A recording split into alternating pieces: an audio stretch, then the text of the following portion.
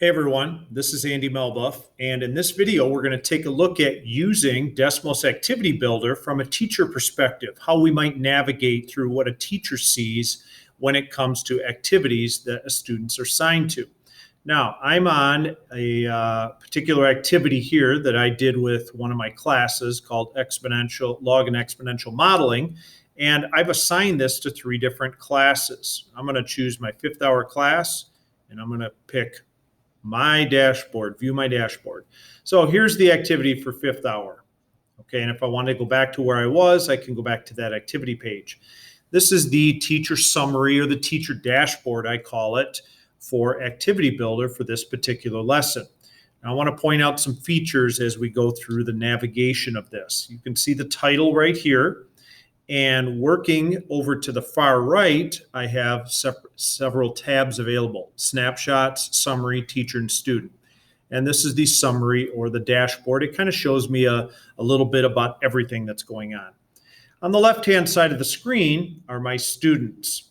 Now, these are fake names. These are under anonymized so that the students' real names aren't showing right now.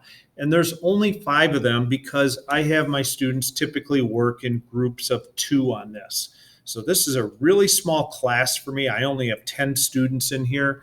So the reason you see just the 5 names is there are 5 pairs of students. And what you'll see across the top then, further to the right, you'll see each of the slides. This was a 14-slide activity.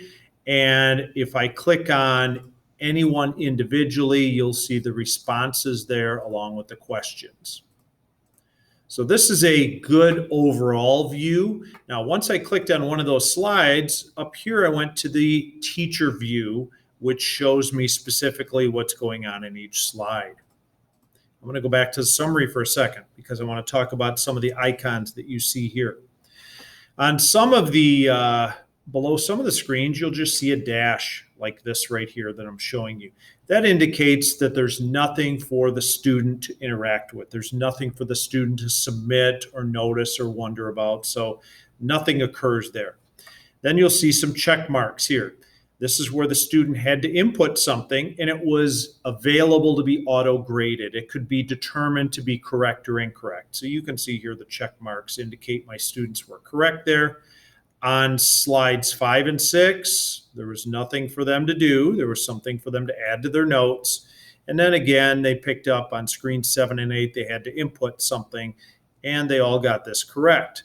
On screen 9, these are dots indicating that while there's not anything necessarily wrong, there's not a way for Activity Builder to auto-grade or determine correctness, if you will. So that's something the teacher wants to look at by themselves to see, what type of thinking the students are conveying there. Moving on to screen 10, okay, there's check marks again. Screen 11, one of the students submitted at least one table value incorrectly there. So that's the meaning of that X. Something is definitely wrong. Screens 12 and 13, nothing to interact with, and screen 14 cannot be auto-graded. So that's the summary page. And then if we go to the teacher view, we'll see each slide as indicated here as I click on them, each slide along with the student's input values. And we could choose snapshots, which I'll show you in just a moment. But anyway, I'm going to jump over to the student view now. Now, if you as a teacher are working synchronously with your kids and you're like, okay, I'm in the classroom and I need to drag this over to the smartboard, but I don't want to show the teacher view. I don't want to show all the other kids' answers.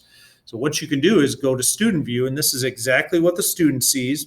And this particular page can be dragged around to a smartboard or projector or whatever. And here's the nice feature: you can go full screen with it.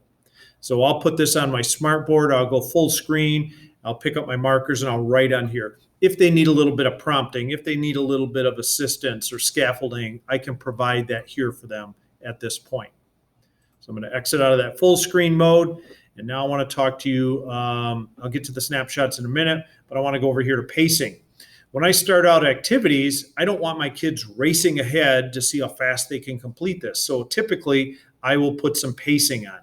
I will choose the pacing here, and then I have to select a screen to start pacing my class. So I will typically pick screen 1, and then I can pick an ending screen, or I can pick screen 1 and just restrict it to screen 1.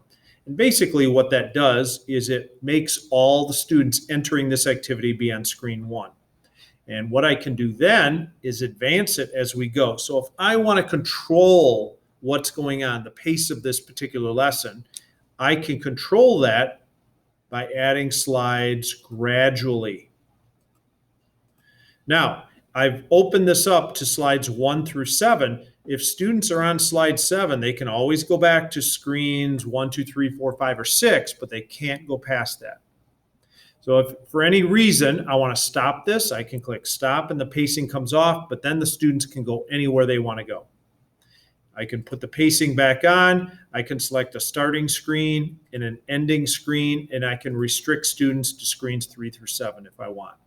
So this is very handy also for teachers working asynchronously with kids. If they want students to do part of an activity but not the whole thing, they have a variety of options there. So I can stop or edit. I'm going to go ahead and stop. And I want to talk about the pause feature. The pause is great for synchronous instruction when I'm in the classroom and I need to talk to the kids about something I'm seeing on their screens or something I'm hearing in their discussions. And I want to get their attention. I will press pause. And all other screens are frozen. And if kids are really engaged with something, they get really annoyed fast with that. And you'll hear all kinds of exasperated comments about, come on, I was almost there. But if it's really good for me to pull them all in together to discuss something specific. Once I unpause, they can go back to where they previously were.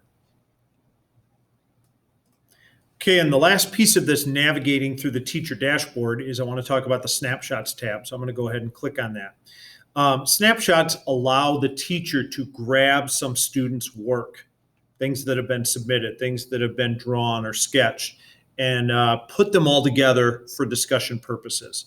Now, when I click on Snapshots here, pretty much there's nothing here. I've not done anything yet with it. So I'm going to go back to my summary page. And this isn't a real great activity for showing contrast because most of my kids have similar responses.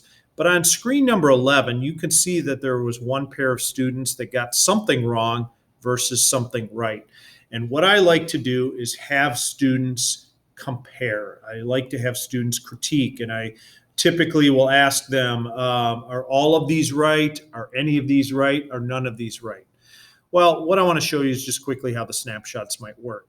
So I might choose these two students, and what I can do is snapshot them. Actually, I'm going to close that out for a second. I want to go into teacher mode here, and I can pick Jacqueline, okay, whatever those students are. I can pick that. It'll say Snapshot Captured, Snapshot Captured. So I captured these two right here. You'll see up here, there's populated now 2 of these in my snapshots menu.